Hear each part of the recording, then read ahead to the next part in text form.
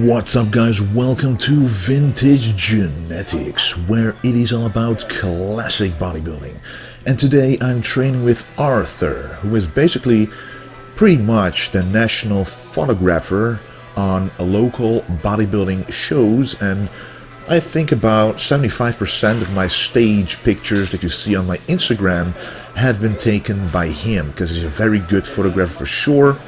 And he's always hosting Bodybuilding United, which is kind of like an event in the Netherlands where the top amateur bodybuilders of the Netherlands, like everyone who is a top guy in the bodybuilding scene or girl, goes there and they train, and I'm one among them, and they train a group of people. So usually Arthur is the one organizing it, but this time I am training him to train chest. As chest is one of my better body parts, he wanted to know how to properly train it the old school way. And I'm always training it old school for sure. He wants to do a competition himself next year, and so do I. So we will be motivating each other along the way, along with many other Dutch bodybuilders. But this is a great personal training that I'm giving him.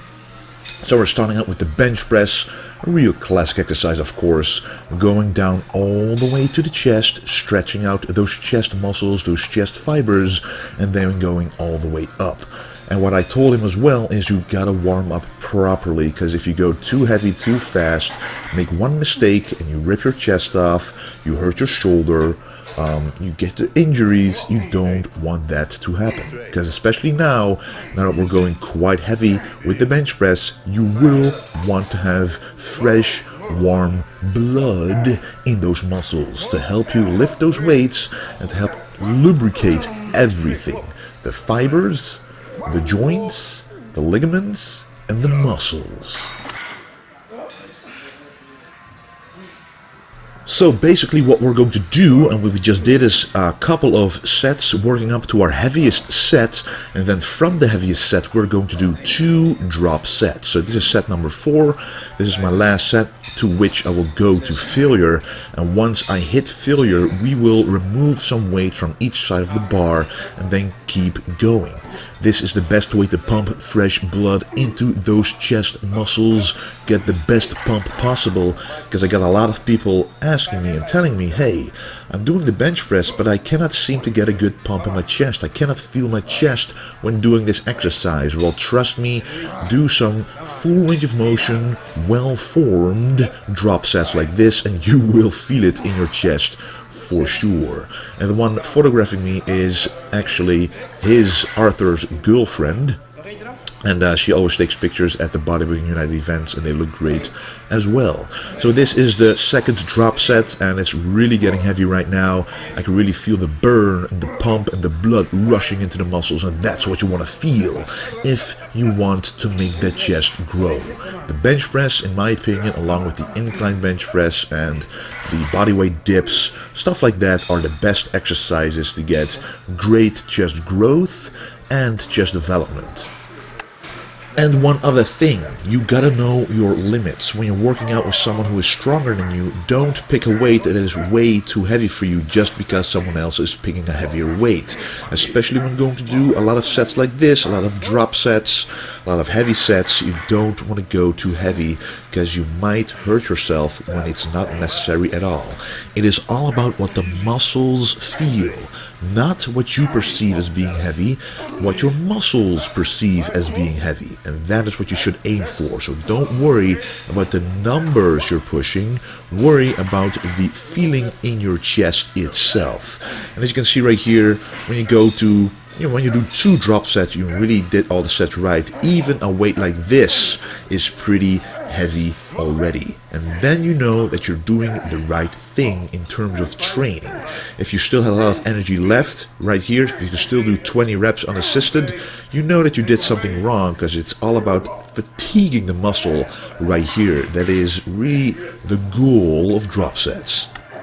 And then the second exercise, the incline bench press. And what I told Arthur here is put the bar right beneath your chin to the upper side of your chest.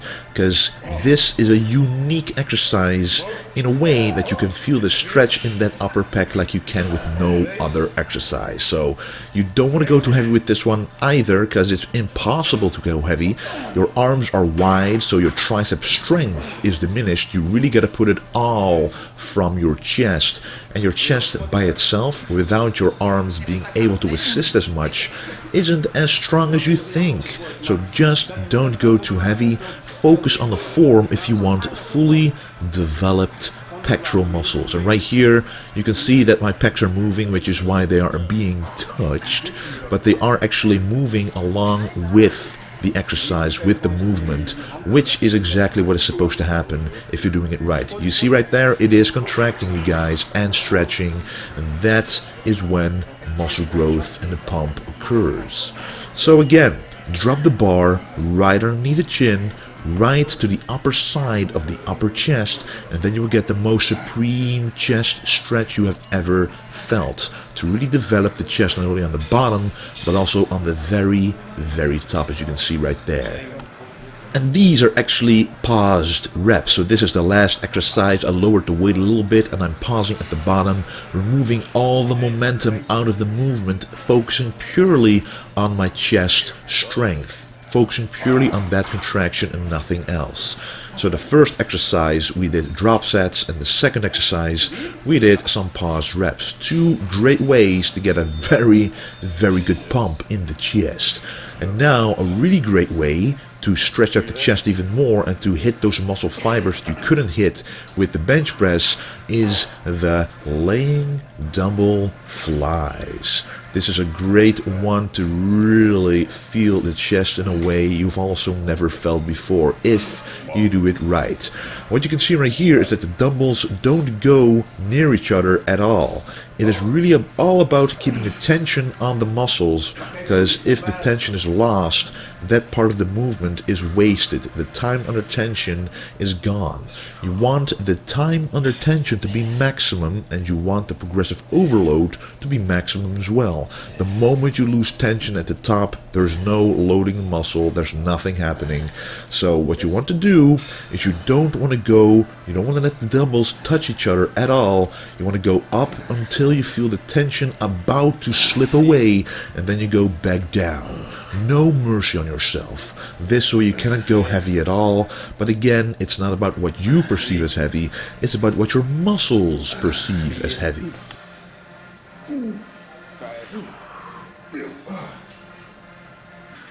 So now we basically did 3 exercises, and they all were pretty much stretch related. So the bench press stretches out the muscles, the hands are wide apart, the incline bench press stretches, and of course the dumbbell fly stretch as well. But at least I want to have one exercise that really pumps up and contracts that muscle. Of course it's all emphasizing, because every exercise you stretch and contract, but this one specifically squeezes those pectoral muscles together, as is clearly shown right there. So what this exercise is 8 regular reps, a horizontal grip rep on the chest press, and then 8 reps with the hammer grip press. And that way you will hit every single muscle fiber you could possibly squeeze in those pectoral muscles, which is going to give you an incredible pump. Again guys, bodybuilding is about hitting different angles on every single exercise. On every single workout you want to hit every angle you possibly can, so that you hit all those muscle fibers that you possibly could miss if you only stick to a regular bench press, a regular dumbbell press. You really got to play with the tools that you got. And in my opinion, this chest press is unique because it keeps the pressure, it keeps the tension on your chest all the way to the top. And even when you're fully stretched out with your arms like that, you can still squeeze the chest incredibly hard, feeling the burn and the lactic acid building up, which is what it is all about.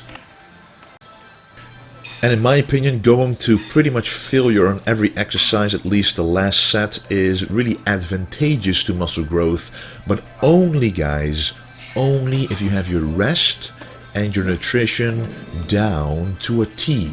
If you don't, you might overtrain, you know, I don't like that word, but you might actually train so much that the recovery that you need in between workouts is increased. But if you optimize your recovery by sleeping enough and eating proper, eating exactly what you need, supplementing on top of that, your recovery is adamant enough for you to go to failure every single time. And I simply like to train like I'm going to die, like my life depends on it. And that way, I've trained all my life for 10 years, and that has always worked for me until now. So, right now, we are finishing off the chest with the Bodyweight Dips until failure. Yes, until failure again. And with failure, here I mean, you see right there, I cannot go all the way up anymore, so you might as well just stop that set. Because if you keep going, you will only put stress on the shoulders, on the triceps, on every single muscle that you don't want to put the stress on. You only want to put the stress on those pectoral muscles. And this is a great way to develop the lower portion of the chest, which is going to give you that gorilla Arnold chest. So don't only focus on the upper chest like a lot of guys do, but also focus on the lower chest, because that part actually grows the easiest, it is the biggest, and if that grows, the rest will look bigger as well. So what I like to do is I like to go about 90 degrees. You see my arms sticking about 90 degrees, a little lower to stretch out the chest, and going all the way up until I feel like I cannot go up anymore. Just a natural movement going until failure. If you do it at the end of the workout, it shouldn't be a problem that you go to failure at all. So you won't be messing around with 30 reps, about 15 reps on the first set, 10 reps on the second set, and less than that on the third set if you had a very good workout that pumped and fatigued your chest. So now it is time for some VBar Pushdowns, and I like these in the way that I'm doing them right here. So normally I will be standing up straight, pushing the weight down straight, pushing the handle down straight, but this time I really want to work on the long head of the triceps as well. If you look at my tricep, you can see the small head contracting, but what is stretching a lot is the long head. So this is a great way to combine both of those heads in the same exercise, because the moment I go up above my head, it becomes an overhead press basically, and it really focuses on the long head, which is what I want to work on. The small head is pretty good in comparison to the rest, but I really want the medial head and the long head to grow so that my triceps actually match my biceps, which is what bodybuilding is all about. Proportions and symmetry.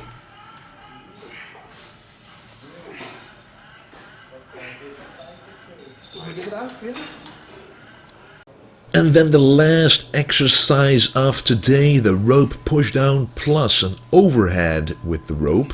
And this again first focuses on the small head of the triceps like this, going down, going up slowly and going down pretty explosively, making sure to pull my wrists apart, focusing on that small head. And after doing 8 reps, I'm going to do the overhead rope extension, which focus on the long head more. But again, you really want to push apart those wrists to really focus on the maximum contraction you could possibly have. And the stretch behind the head, over the head, really ensures you focus on the long head again. So if you have a weak tricep, you really want to work on the long head, as that is the biggest portion of the tricep that can grow. And when that grows, your entire arm will look that much better and bigger. And by the way guys, do not forget, everything I'm wearing right now, along with everything in the Vintage Genetics apparel store, is for 15% off using the XMUS15 code, which is in the description of this video. You can only use it until the end of this year, which is only a couple more days, so make sure to take advantage of it now if you are interested. Anyway guys, I had a great workout with Arthur. He thought it was great as well. We talked about a lot of things, including nutrition, about which I will actually make a lot more videos. I want to thank you for watching, and do not forget to stay golden.